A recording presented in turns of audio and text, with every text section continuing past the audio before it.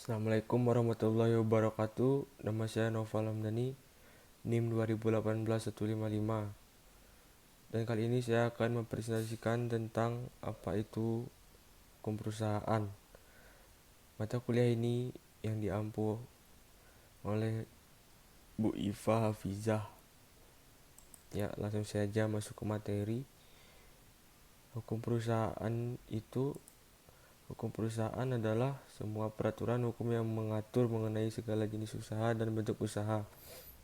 Pengertian mengenai perusahaan dapat ditemukan pada pasal 1 Undang-Undang Nomor 3 Tahun 1982 tentang wajib daftar perusahaan, yang menyebutkan bahwa perusahaan adalah setiap bentuk badan usaha yang menjalankan setiap jenis usaha yang bersifat tetap dan terus-menerus didirikan, bekerja, dan berkedudukan di Indonesia dengan tujuan memperoleh keuntungan atau laba. Hukum perusahaan itu pun sendiri dibagi menjadi dua bagian, yaitu hukum perusahaan perorangan dan hukum perusahaan perkumpulan. Hukum perusahaan perorangan adalah suatu badan usaha atau perusahaan yang dimiliki dan dikelola oleh pengusaha perorangan atau individu. Dan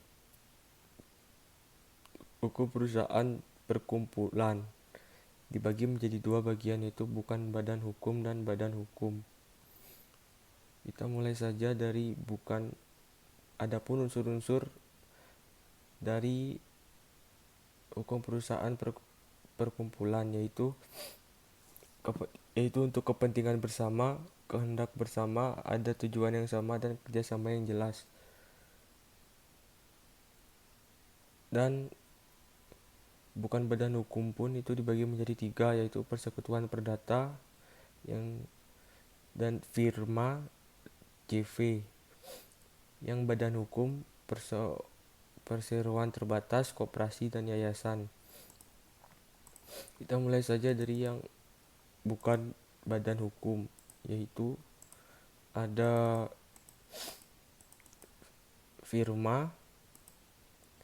Firma itu perusahaan bukan badan hukum adalah perusahaan swasta yang didirikan dan dimiliki oleh beberapa orang pengusaha secara kerjasama. Yang pertama ada firma. Firma adalah persekutuan perdata yang didirikan untuk menjalankan perusahaan dengan nama bersama.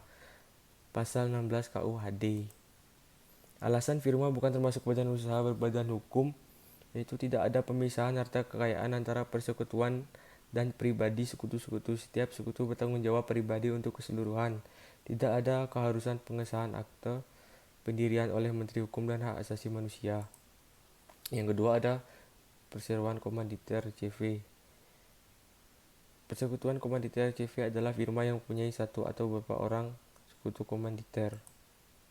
Persekutuan komanditer memiliki dua macam sekutu, yaitu sekutu komplementer dan sekutu komanditer. B. Badan usaha berbadan hukum.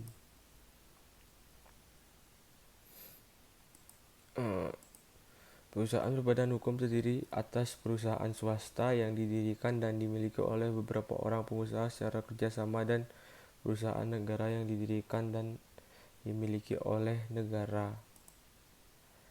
Perusahaan berbadan hukum mempunyai bentuk hukum sebagai berikut, yaitu ada perseroan terbatas atau PT.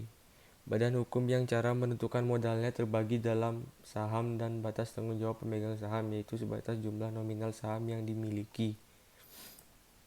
Perseroan terbatas adalah perusahaan persekutuan badan hukum yang ditegaskan dalam pasal 1 butir 1 Undang-Undang Nomor 1 Tahun 1995 tentang perseroan terbatas. Di sini pun ada macam-macam PT, yaitu PT tertutup, PT terbuka, PT umum, dan PT perseorangan. Kita lanjut ke koperasi. Kata koperasi berasal dari bahasa Inggris, yaitu cooperation, atau bahasa Belanda cooperatie, artinya kerjasama yang terjadi antara beberapa orang untuk mencapai tujuan yang sulit dicapai secara perseorangan. Fungsi dan peran koperasi. Pasal 4 Undang-Undang Nomor 25 Tahun 1992, yaitu 1. Membangun dan mengembangkan potensi dan kemampuan ekonomi.